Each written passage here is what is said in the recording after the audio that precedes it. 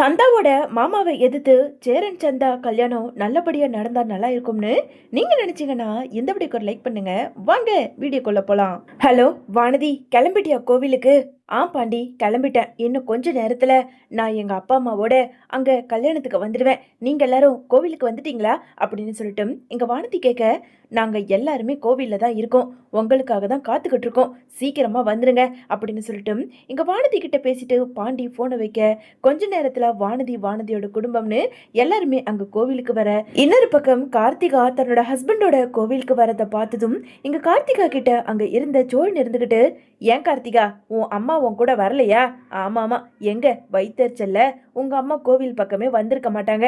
சரி சரி, நீயாவது வந்தியே வா அப்படின்னு சொல்லிட்டு சோழனும் சந்தோஷமா இங்க கார்த்திகாவை அழைச்சுக்கிட்டு கோவிலுக்குள்ள போக, அங்க கல்யாண வேலைகள் எல்லாமே தடபுடலா நடந்துகிட்டு இருக்க. இன்னொரு பக்கம் அங்க அனிஷுக்கோ ரொம்ப பதட்டமாவே இருக்கு. என்ன அனிசு, நானும் பாத்துக்கிட்டே இருக்கேன், ரொம்ப பதட்டமாவே இருக்க. உன் தங்கச்சிக்கு கல்யாணம் ஆகுதுன்னு கொஞ்சம் கூட ஒரு சந்தோஷமே இல்லை உன் முகத்துல அப்படின்னு சொல்லிட்டு அங்க இருந்த நடேசன் கேட்க, அதெல்லாம் ஒண்ணும் இல்லை, நல்லபடியா என் தங்கச்சி கல்யாணம் நடந்தாலே அதுவே எனக்கு போதும், நான் சந்தோஷமா தான் இருக்கேன் அப்படின்னு சொல்லிட்டு இங்க அனிசுமே ஒரு வித பயத்தோடவே அங்க நின்றுகிட்டு இருக்க. இன்னொரு பக்கம் இங்க ஐயரோ பொண்ணு கூட்டிட்டு வாங்க அப்படின்னு சொல்ல, இங்க நிலாவும் அங்க இருந்த வானதியும் சந்தாவை அழைச்சுக்கிட்டு ரொம்ப சந்தோஷமாவே அங்க மணமேடிக்கு வராங்க. பாண்டி, இந்த புடவை எனக்கு நல்லா இருக்கா? எனக்கு அழகா இருந்தா கூட நீ ஒரு வார்த்தை கூட சொல்ல மாட்டேங்கிற, உனக்காகவே நான் புடவை கட்டிக்கிட்டு வந்திருக்கேன் அப்படின்னு சொல்லிட்டு இங்க வானதி அங்க பாண்டி கிட்ட கேட்க, உன்கிட்ட சொல்லவா வேணும், நீ எவ்வளவு அழகா இருக்க தெரியுமா வானதி. அதுக்கப்புறம் உன்கிட்ட ஒரு முக்கியமான விஷயம் பேசணும். என்ன பாண்டி, சொல்லு. சரி விடு, நான் அப்புறமா சொல்றேன். இல்ல, எனக்கு நீ இப்பவே சொல்லி ஆகணும், உடனே சொல்லலைன்னா எனக்கு தலையை பிச்சுக்கும் போல இருக்கு, சீக்கிரமா சொல்லு பாண்டி. அது அப்பா, என்னோட அம்மா இந்த மாதிரி வரப்போற 3 மருமகளுங்களுக்கும் ஒருத்தருக்கு செயின், ஒருத்தர் தாலிக்கொடி, இன்னொருத்தருக்கு வளையலுன்னு சொல்லி கொடுத்துருந்தாங்க. அதுல சோழனுக்கு எதிர்ச்சியா கல்யாணமாகவே தாலி கொடிய அப்பா நிலா அன்னைக்கு கொடுத்துட்டாங்க. அதுக்கப்புறம் சந்தாவுக்கு இப்போ தாலி செயின் கொடுத்துருக்காங்க. எதுக்காகனா அவங்க மூத்தவங்க இல்லையா, அதுக்கப்புறம் உனக்காக அம்மா வளையல் கொடுக்க சொல்லியிருந்தாங்க. அந்த 2 வளையலையும் எனக்கு என்னமோ ஒரு மாதிரி இருந்தது, அதனால 2 அணிங்களுக்கும் கொடுத்துட்டேன். நீ எதுவும் இந்த விஷயத்த பெருசாக்க மாட்டியே, என்கிட்ட பிரச்சனை பண்ண மாட்டல, வீட்டுல யார்கிட்டயும் சண்டை போட மாட்டல அப்படின்னு சொல்லிட்டு எங்க பாண்டி கேட்க, உடனே வானதி இருந்துகிட்டு, ஐயோ பாண்டி, நீ என்ன அவ்வளவுதான் புரிஞ்சுக்கிட்டு இருக்கியா? இங்க பாரு, இப்போ என்ன வளையல் இல்லைன்னா நீ எனக்கு செயின் வாங்கி கொடுக்க போற, அதெல்லாம் ஒன்றும் இல்லை. ஆமா, வளையல்ல 2 பேருக்கும் ஒன்று கொடுத்தியா?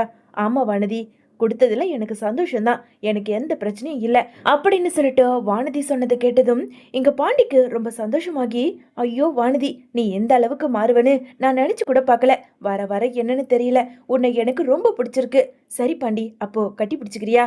ஏய், இது கோவில் சரியா, என்னென்ன பேசணுமோ அதான் பேசணும். சரி வா, அண்ணன் தாலியை கட்டிட்டு போது, நாம போலாம் அப்படின்னு சொல்லிட்டு இங்க வானதியை அழைச்சிக்கிட்டு போக, அங்க மணமேடையில நின்றுகிட்டு இருந்த பாண்டியை பார்த்து, பாண்டி என் பக்கத்துல நில்ல அப்படின்னு சொல்லிட்டு வானதி அங்க பாண்டியோட கையை பிடிச்சி இழுக்க, 2 பேருமே அங்க ஜோடியா நின்றுகிட்டு இருக்க.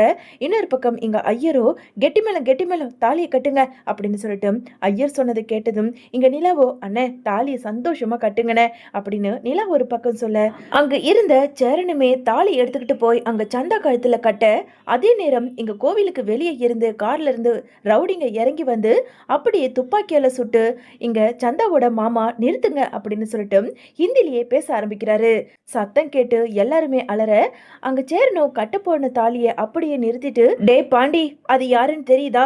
சந்தாவோட மாமாங்க, அவங்க தான் வந்திருக்காங்க அப்படின்னு சொல்லிட்டு இங்க சேரன் பதட்டத்தோட சொல்ல, கூட இருந்த அனிசுமே, பையா, ஆமா பையா, சந்தா எழுந்துரு சந்தா, எங்கேயாவது போய் மறைஞ்சுக்க, அவனுங்க வந்தானுங்கன்னா கண்டிப்பா உன்னை இங்க இருந்து கூட்டிட்டு போயிடுவானுங்க அப்படின்னு சொல்லிட்டு அனிஸ் ஒரு பக்கம் பதட்டத்தோட கத்திக்கிட்டு இருக்க. உடனே சோழன் இருந்துகிட்டு, அனிசே, இப்ப எதுக்காக நீ பயந்துகிட்டு இருக்க? நாம ஒன்னும் திருட்டு கல்யாணம் பண்ணல, பேசாம அமைதியாரு. அவங்க 2 பேருமே மேஜர், யார் வேணாலும் யாருக்கு பிடிச்சு போய் கல்யாணம் பண்ணலாம், நீ எதுக்காக பயந்து ஒதுங்கணும்? அவனுங்க பீகார்ல இருந்து வந்தா அவனுங்க என்ன பெரியாளா? கண்டிப்பா இந்த கல்யாணம் நடக்கும், நீ பேசாம கவனிரு அப்படின்னு சொல்லிட்டு அங்க இருந்த அனிசை சமாதானப்படுத்தி சோழன் நின்னுகிட்டு இருக்க. அதே நேரம் அங்க சந்தாவோட தாய் மாமனுங்க நேரா உள்ள வராங்க.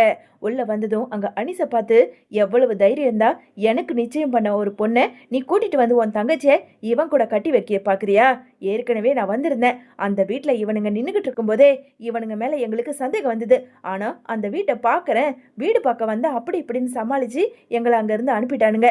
டேய் நீங்க தானடா அது, ஒழுங்கு மரியாதையா எழுந்துரு, ஏய் சந்தா வா என் கூட அப்படின்னு சொல்லிட்டு அங்க இருந்த சந்தாவோட மாமா ரொம்ப கோவத்தோட சந்தாவோட கையை பிடிச்சி இழுக்க, இதை எல்லாத்தையும் பார்த்துக்கிட்டு இருந்த பாண்டி சோழனு எல்லாருமே அங்க சந்தாவோட மாமா கிட்ட சண்டை போட்டுக்கிட்டு இருக்க, அங்க இருந்த ரவுடிகளுமே பாண்டிய பிடிச்சு அடி வெளுத்து வாங்கி தூர தள்ளிவிட, இதை பார்த்துக்கிட்டு இருந்த வானதிக்கு கோபம் வந்து அங்க இருந்த ரவுடிய வேக வேகமா போய் ஓங்கி கண்ணத்திலே ஒரு அறை கொடுக்குறாங்க. டேய் நீ யார தெரியுமா அடிச்ச? பாண்டி நான் கல்யாணம் பண்ணிக்க போறவன்டா, என்னோட புருஷன், எவ்வளவு தைரியம் இருந்தா நீ அவனை அடிச்சிருப்ப அப்படின்னு சொல்லிட்டு இங்க வானதி வந்த கோவத்துக்கு அங்க இருந்த ரவுடியை பார்த்து ரொம்ப கோவத்தோட சட்டையை பிடிச்சி கேள்வி கேட்க, இதை பார்த்துக்கிட்டு பொறுத்துக்க முடியாத அங்க சந்தாவோட மாமாவுமே கையில வச்சிருந்த துப்பாக்கியை எடுத்து அப்படியே வானதியோட ஷோல்டர்ல சுட்டுடுறாரு.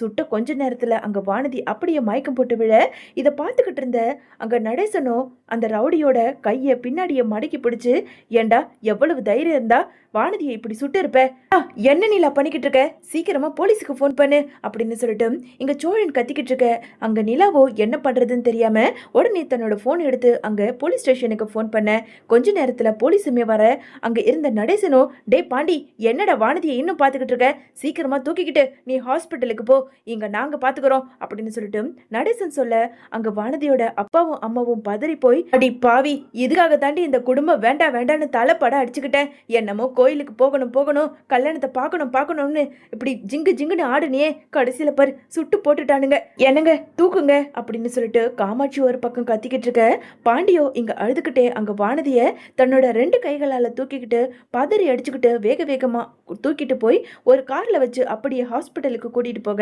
இன்னொரு பக்கம் இங்க பதற்றமான சூழ்நிலையில போலீஸுமே அங்க கொஞ்ச நேரத்துல வந்துடுறாங்க. அங்க இருந்த போலீஸுமே நிலாவை பார்த்து, இங்க என்னமா நடக்குது, என்னாச்சு அப்படின்னு சொல்லிட்டு இன்ஸ்பெக்டர் கேட்க, சார் இதோ இருக்காங்களே கல்யாண பொண்ணு, இவங்களுக்கு சேர்னதான் சார் பிடிச்சிருக்கு, இவங்க 2 பேரும் பிடிச்சிதான் இந்த கல்யாணத்தை பண்ணிக்கிறாங்க, நாங்கள் குடும்பத்தில் தான் சேர்ந்து பண்ணி வைக்கிறோம், ஆனால் சந்தாவோட மாமா இந்த பொண்ணை கடத்திக்கிட்டு போகிறதுக்காக இங்கே வந்து துப்பாக்கியால் எங்கள் வீட்டு பொண்ணை ஒருத்திய சுட்டுட்டாரு சார் அப்படின்னு சொல்லிட்டு எங்கள் நீலா பதட்டத்தோட சொல்ல, உடனே அங்கே இருந்த இன்ஸ்பெக்டருமே, ஏண்டா பீகாரில் இருந்து வந்து இங்கே ரவுடித்தனம் பண்ணிக்கிட்டு இருக்கீங்களா, பொண்ணு மேஜர், அந்த பொண்ணுக்கு யாரை பிடிச்சிருக்கோ அவங்கள தான் கல்யாணம் பண்ணிப்பா, கான்ஸ்டபிள் இன்னும் என்ன பார்த்துக்கிட்டு இருக்கீங்க, இவனுங்க எல்லாரையும் ஜீப்ல ஏத்துங்க, உள்ள கூட்டிட்டு போய் முட்டிக்கு முட்டி தட்டணும் அப்படின்னு சொல்லிட்டு இன்ஸ்பெக்டர் சொல்ல, கொஞ்ச நேரத்துல அங்க சந்தாவோட மாமா ரவுடிங்கன்னு எல்லாரையுமே அரெஸ்ட் பண்றாங்க.